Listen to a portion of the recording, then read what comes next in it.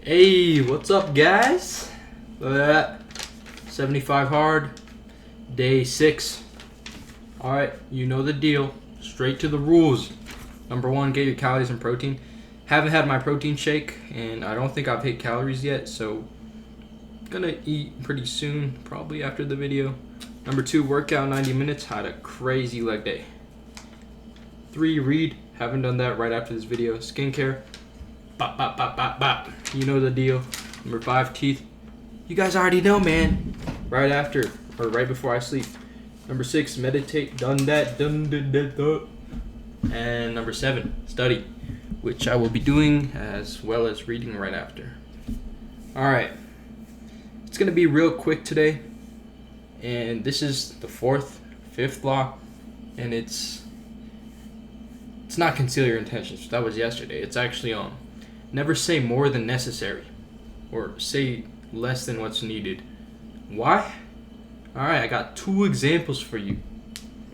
Alright, so the first story or example goes, there was this Russian guy who got caught by another country, right?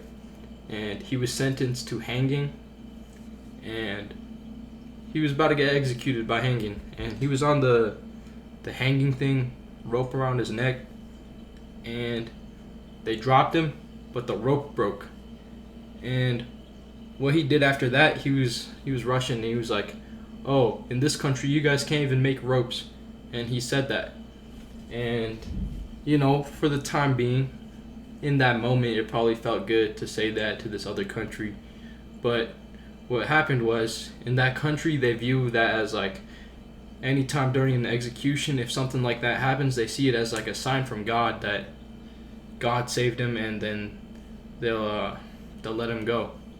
So what ended up happening was, the executors went and talked to the king, and he was like, yo, the God saved him, the rope broke. And the king was signing this paper, which if he signed, that Russian guy would get to live, right? But the king asked the executioner, well, did he say anything? And the executioner's like, yeah, he said we don't know how to make ropes in this country. And the king didn't sign it. And he was like, alright, we'll show him. And then he was set for another day in execution. And the execution actually happened. The rope didn't break that time. And now he's a dead man. Just because he wanted to talk shit. Alright. Lesson number 2 is about this legendary warrior who no one really knew, and not many people knew him like very closely. So there was all these legends about him. He was a great battle warrior and stuff. And then there was an election going on at the time for council or some shit to join the council.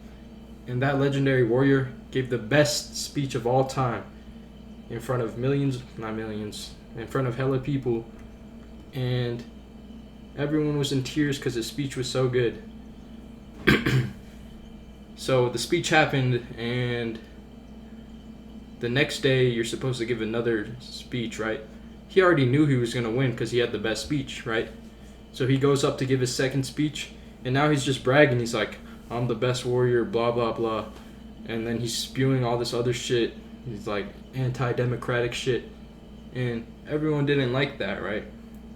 So what ended up happening was, everyone in the country like decided, oh, we're not gonna vote for this guy, he's a piece of shit, just because he was talking all this extra stuff that he didn't need to, and because he was anti-democratic, which everyone else wasn't. They're all democratic.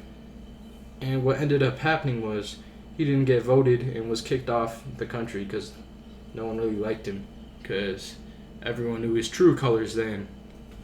But what would have happened was, if he didn't really say much in that second speech, he would have definitely won, and then he could have reformed that entire nation into an anti-democratic nation and been the all-powerful, almighty warrior that he is. But guess what? He wants to talk shit, so that's what you get. That's rule number 4, 5, 6, I don't know, but don't say more than necessary. Keep it a buck. Don't be a braggart. And that's it, guys. This is day 6 of 75 hard, and I'll see you guys next time.